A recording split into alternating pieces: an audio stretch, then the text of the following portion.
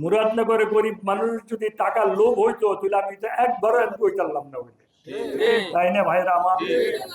বিশ্বাস করেন, যখন আল্লাহর কাছে হাত তুলি, যখন আল্লাহর ঘরে যাই, আমার সন্তানের জন্য যেমন ভাবে দোয়া করি, আমার মুরাদনগরের গরিব মানুষগুলির জন্য আমি তেমনি ভাবে দোয়া করি। কারণ আসলে ব্যক্তিগত ভাবে ইলেকশনের সময় কাউকে কোনো পয়সা করে আমি দিতে পারি নাই,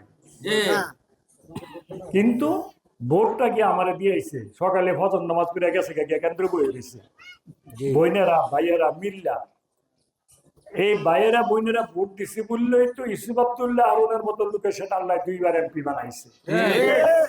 ব্যারিস্টার রফিউল ইসলাম মিয়ার সাথে 96 সালে আল্লাহ এমপি বানাইছেন আল্লাহ।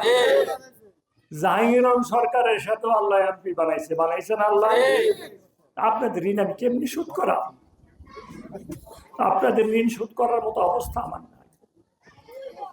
আমাকে যাবজ্জীবন কারাদণ্ড মামলা দিল। দেখেন আল্লাহ কি করছে, আল্লাহ যা চান তাই হয়। মামলাটা যখন হবে, সারা বাংলাদেশে ইমিগ্রেশনে চিঠি দিছে সরকার যে কাজী শাহ মুফাজ্জল হোসেন কায়কো বাদরে দেশের বাইরে যেতে দেওয়া যাবে না। সমস্ত বাংলাদেশের এয়ারপোর্টে চিঠি দিছে। যেদিন সকালে চিঠি গেছে, এই দিন আগের দিন রাত্রে আল্লাহ পাক আমাদের বিদেশে পাঠিয়ে দিয়েছেন কুদরতি ভাবে। আল্লাহ এক ইমিগ্রেশন অফিসার ছিল এয়ারপোর্টে, আমারে উঠাই দিছিল, মুরাদনগর বাড়ি। সে আমার ফোন নাম্বারটা রাখছিল। পরের দিন ফোন করে কয়, দাদা আপনি তো চিকিৎসার লেগে যান নাই, নিশ্চয়ই কোনো কিছু শুনছেন। না ও ভাই আমি কিচ্ছু শুনছি না। আপনি সিটিআইসি হন, আপনার যেন বিদেশে যেতে দেওয়া না হয়। এটা বাঁচাইছে কেটা? দেশে থাকলে কত মানুষের জেলখানা মারে নিছে, সাইদি সাহেবও মারছে জেলখানায়, মারছে না? আল্লাহ বাঁচাইছে না?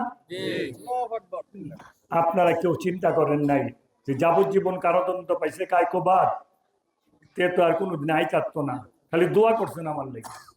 আল্লাহ কি করছে? ইজ্জত সহকারে আনাইছে।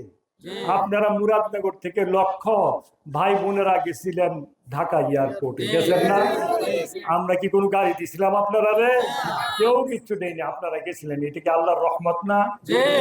তারপরে মামলা থেকে আল্লাহ এমন ভাবে মুক্ত করছে, সুবহানাল্লাহি ওয়া বিহামদিহি সুবহানাল্লাহিল আযীম। খালাস করে দিছে, খালাস, বেকসুর খালাস। কেডাই করছে এটা? মামলা থেকে যদি আল্লাহ খালাস না করতো, আমি কি আজকে ইলেকশন করতে পারলাম হইলে? কোনোদিনও না।